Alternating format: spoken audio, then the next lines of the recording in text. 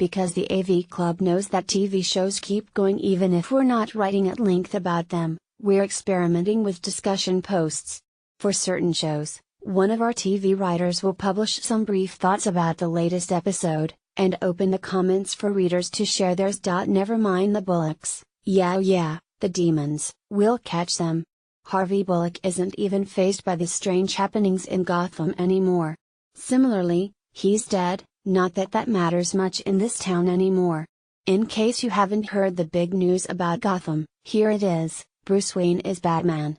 Okay, maybe I'm poking fun at the show a bit, but that simple fact is really the hook for the fourth season. Last season's finale ended with a young Bruce Wayne donning an all-black getup, complete with ski mask, and taking down some common thugs in an alley. It was a scene of wish fulfillment for everybody. Viewers got a tease of Bruce finally getting to be a more active, vigilante character, and Bruce himself got to stop a crime reminiscent of the one that led to his parents' death.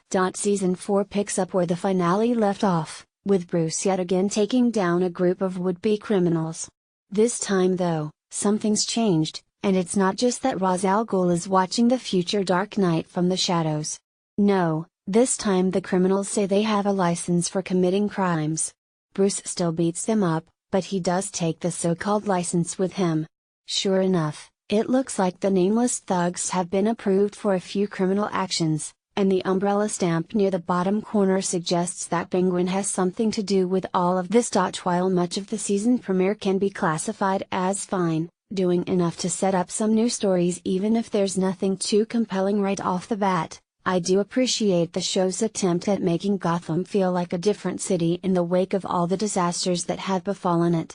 Where many of the characters on Gotham struggle to show any sense of progress, there's the sense in this premiere that the city is changing, and that bodes well for whatever story this season is ready to tell. In essence, the idea of legal criminal actions, as approved by Penguin, is more than just a way to underline the villain's new control over the city's shadiest characters now that he's dispatched with all of his enemies. It's also a way to provide insight into what the citizens of Gotham are thinking.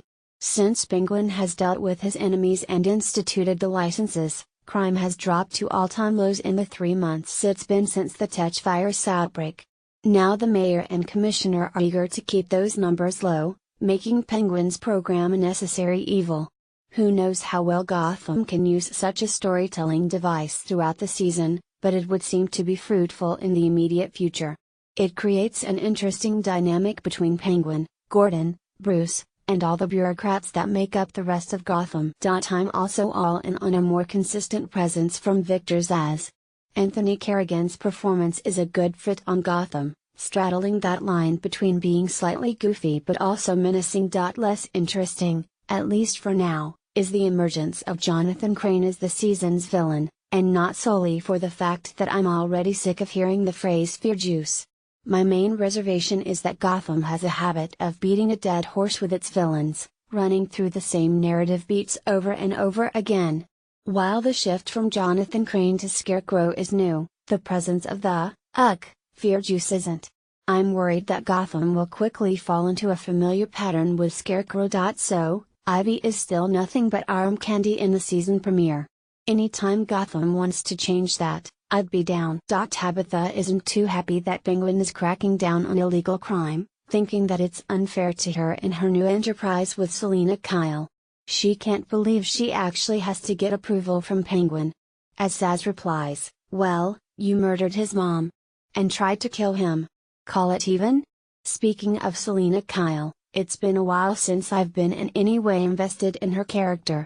She's a character with some intriguing psychology, and the way she's constantly navigating both the criminal underworld and Bruce's aristocratic world is interesting, but she's lacked any sense of direction for too long. It's encouraging to see her with Tabitha here, honing her skills and just generally getting to be a more active character within the show. Bruce Wayne isn't quite as interesting here though.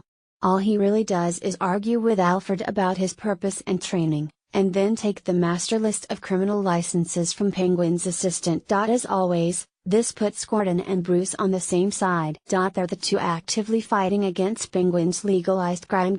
I really hope that Nigma isn't frozen for too long. He's such